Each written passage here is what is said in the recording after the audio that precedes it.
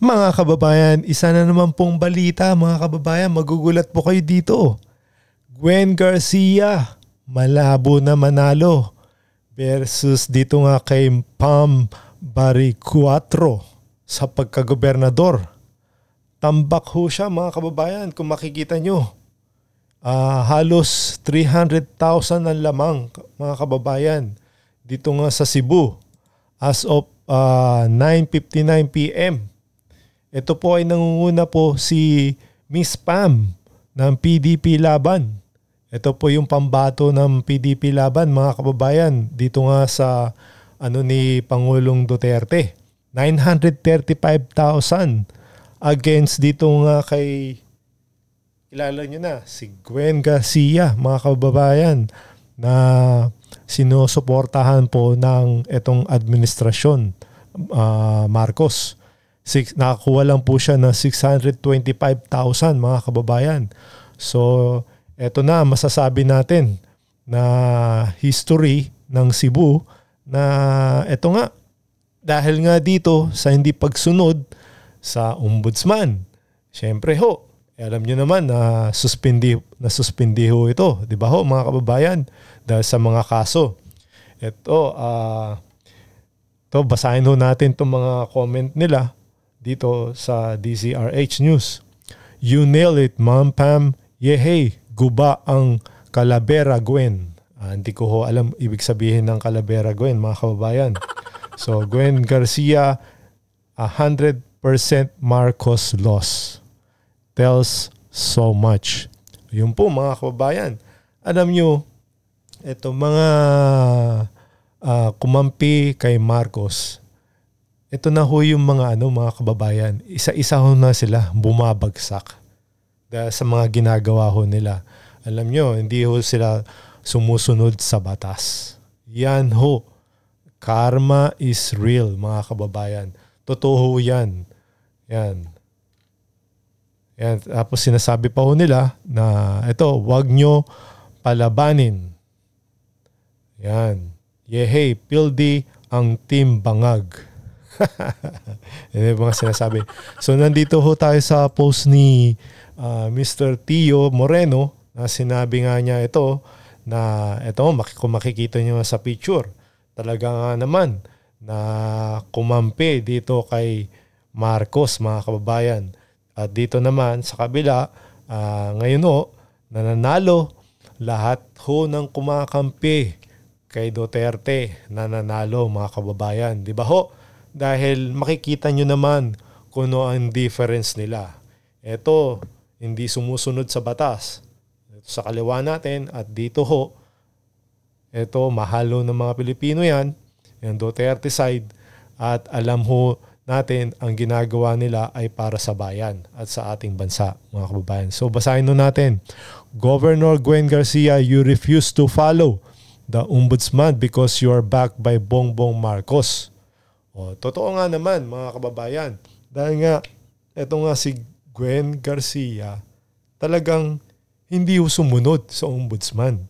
Nag-refuse ho na eto nga, na pagka dito nga sa suspension niya, hindi ho sinunod mga kababayan. Hindi ho bumaba sa pwesto. Tapos eto pa, because nga, eto, nakiano po kay Bongbong Marcos, nakipag-alyansa, talagang sinusuportahan niya si Bongbong Marcos. So ayan, tuloy ang nangyari sa kanya. Bumagsak. Yan. But remember, respect the will of the Cebuanos.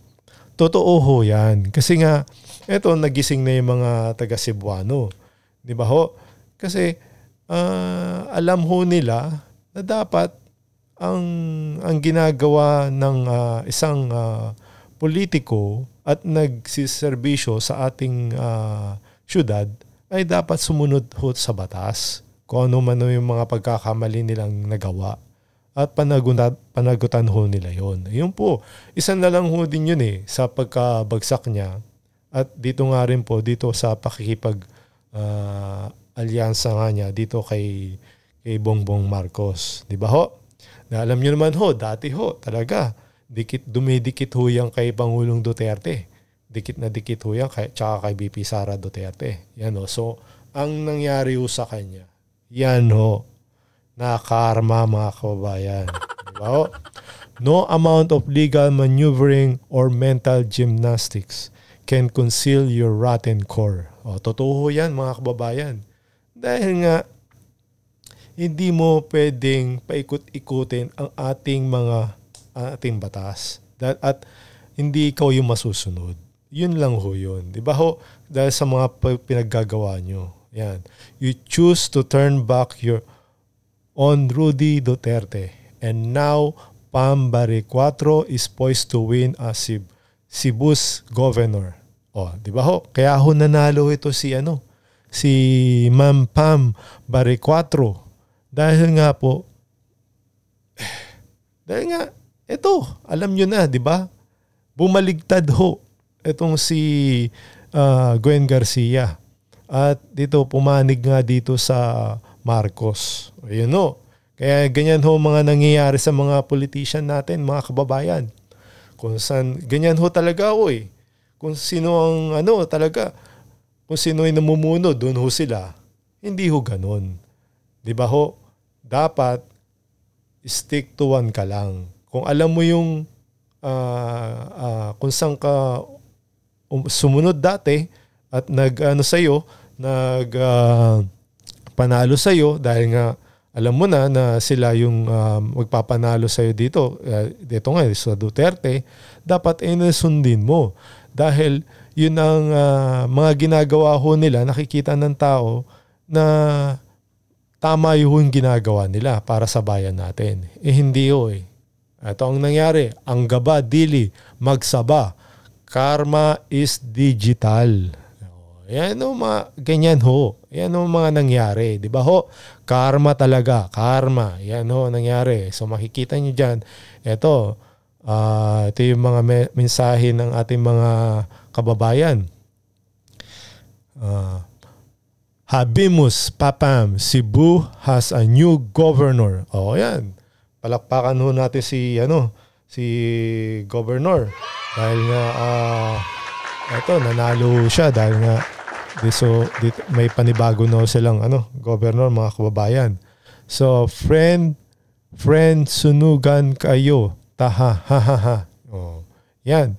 Ilabag na yan ng mga Marcoses kasi wal pakinabang, mukhang makukulong na ba? O, yan po ang mga kahinatnan nila, mga kababayan. Dahil nga, pwede ho silang makulong doon sa mga kaso, doon sa ombudsman, mga kababayan. By Gwen. Yan. Babay na daw, mga kababayan. Wala na ho. Dahil nga napakalaki na ho ng lamang 300,000, mga kababayan. Kahit umabot pa yan ng ng 200,000, wala na ho siyang panalo, wala na ho siyang habol dyan, mga kababayan. This is the end of the political career of evils in the government. Totoo ho yan, mga kababayan. Di ba ho? Totoo yan. Kasi nga, hindi naman ho talaga mananaig ang mga kasamaan nila. Mananaig pa rin po talaga ang kabutihan at ito nga tapat na nagsiservisyo sa ating mamamayang Pilipino. Yan po yung mga karma, mga kababayan. So ano po yung masasabi nyo dito? Sa balitang ito, mga kababayan, mag-comment lang po. At huwag pong kalimutan mag-subscribe para sa iba pa pong update. Maraming salamat po.